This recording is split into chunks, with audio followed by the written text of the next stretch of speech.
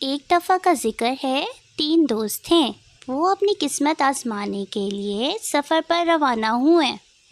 وہ جہاں بھی جاتے تھے تینوں ایک ساتھ جاتے تھے۔ ایک دن وہ جنگل سے گزر رہے تھے، انہیں سونے سے بھرا ایک تھیلا ملا۔ اتنا سارا سونا ایک ساتھ دیکھ کر وہ بہت زیادہ خوش ہوئے اور ایک دوست بولا، ارے واہ رے واہ، اتنا سارا سونا!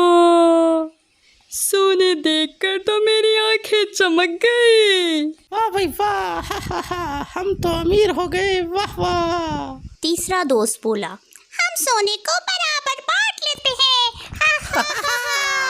مزہ آئے گا۔ انہوں نے سونے کو برابر میں بانٹنے کا فیصلہ کیا۔ وہ بہت بھوکے تھے اور تھکے ہوئے تھے۔ انہوں نے دوست کو قریبی بازار سے کھانا لانے بھیجا۔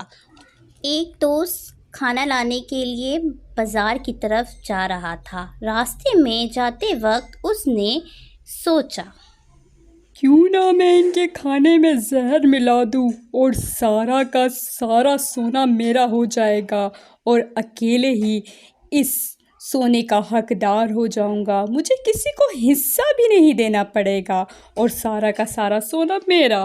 بازار پہنچ کر اس نے کھانا خرید لیا اور کھانے کے ساتھ زہر بھی خرید لیا۔ اس نے کھانے میں زہر ملا دیا۔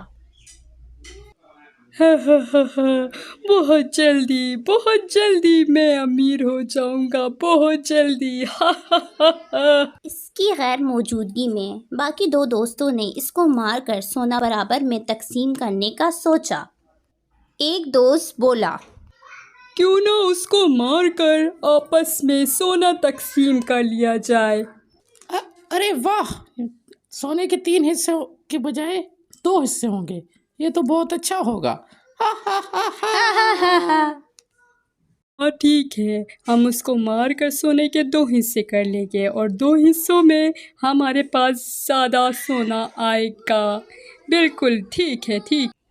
جیسے ہی تیسرا دوست آتا ہے، کھانا لے کر آتا ہے، دونوں اس پر حملہ کر دیتے ہیں اور دونوں اسے مار ڈالتے ہیں۔ پہلا دوست بولا، چلو اس کا تو کام تمام ہوا، شکر ہے۔ دوسرا دوست بولا، چلو بہت بھوک لگی ہے، کھانا کھا کر سونا تقسیم کرتے ہیں۔ وہ زہریلا کھانا کھانے لگے اور تھوڑی ہی دیر بعد ان دونوں کی بھی اسی وقت موت ہو گئی۔ اسی طرح تینوں دوست لالچ کا شکار ہو گئے اور سونے کا تھیلا وہیں کا وہیں رہ گیا۔ تو پیارے بچوں، اس کہانی سے ہمیں یہ سبق ملتا ہے، لالچ بری بلا ہے اور ہمیں کبھی بھی لالچ نہیں کرنی چاہیے۔